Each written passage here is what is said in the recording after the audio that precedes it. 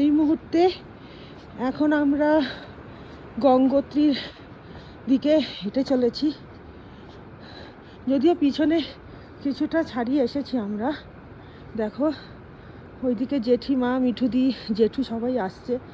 জেঠিমার 75 বছর বয়স আর 10,400 approx altitude. তো একটা হাঁপ ধরার তো ব্যাপার আছেই। তবে থ্যাংক ইউ মিঠুদি, সুখেন্দা আমাদেরকে এই ট্রিপটা করানোর জন্য। কখনো আমি স্বপ্নেও ভাবিনি আমি গঙ্গোত্রী ট্রিপ করতে পারবো। দেখো আরে দোকানগুলো দেখলে মনে হচ্ছে লকডাউন হয়েছে, সব বন্ধ। ইভেন হোমস্টেগুলোও বন্ধ।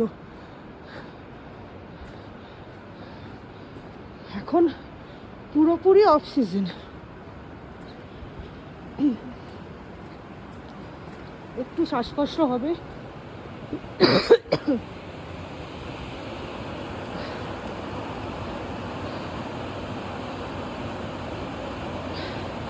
গঙ্গা বয়ে চলেছে। সুখেন্দা আসছে আসছে হ্যাঁ পেছনে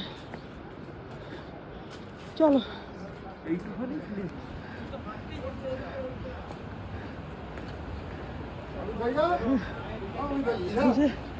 রাজা, এটা রাজা। হাঁপিয়ে যাচ্ছিস? হাঁপাচ্ছি না, বাট তোমার একটা শ্বাসকষ্ট টাইপের কিছু একটা হচ্ছে। এই অল্টিটিউডটা 10,400। হ্যাঁ, আর পুরো মনে হচ্ছে দেখো লকডাউনের মতো। একটাও দোকান খোলা নেই, এটা একটা অবাক করা ব্যাপার। জল নেই, বরফ হয়ে গেছে। এখন আমরা মুখ্য মন্দিরের দিকে যাচ্ছি। আর ওই দেখো দূরে পিক দেখতে পাচ্ছ? ওই দেখো দূরে পিক। এটা মনে হয় ভাগীরথী 1। আমি ঠিক জানি না, ভূগোল আমি খুব কাঁচা, তাও বললাম। হ্যাঁ, ইভেন আমাদের সাথে যে দুজন ড্রাইভার ভাই আছে তারাও বলছে কখনো আসেনি, আমাদের জন্য তাদের সৌভাগ্য হয়ে গেল মন্দির দর্শন করার। হয়তো মন্দির বন্ধ তাও।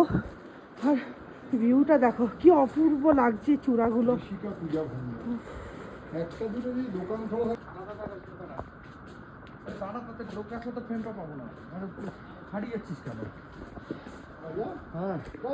মেন মন্দির গঙ্গোত্রী মন্দির।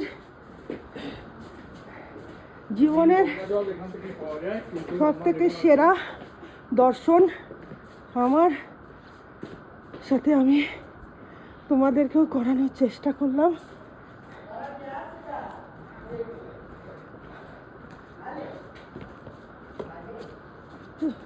গঙ্গা জল নেব।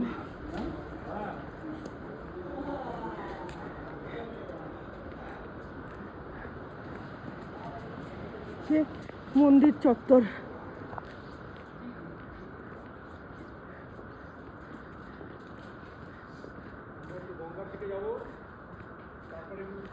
মন্দির বন্ধ আছে, ঠাকুর আমাদের নেমে গেছে। কোথায় নেমেছে সেটার ভিডিওটা আমি পরের ব্লগে আনছি। আপাতত এইটুকু। আর যে গঙ্গা গোমুখ, এর থেকে 6 কিলোমিটার ট্রেক করে যেতে হয় গোমুখ আর তপোবন, যেখান থেকে গঙ্গার উৎস আমরা যেটা ভূগোলে পড়েছিলাম। আজ সেখানে সত্যি এক অপূর্ব থ্রিলিং, যেটা আমি ভাষায় বোঝাতে পারবো না। তাহলে ব্লগটা আমি এখানেই শেষ করছি।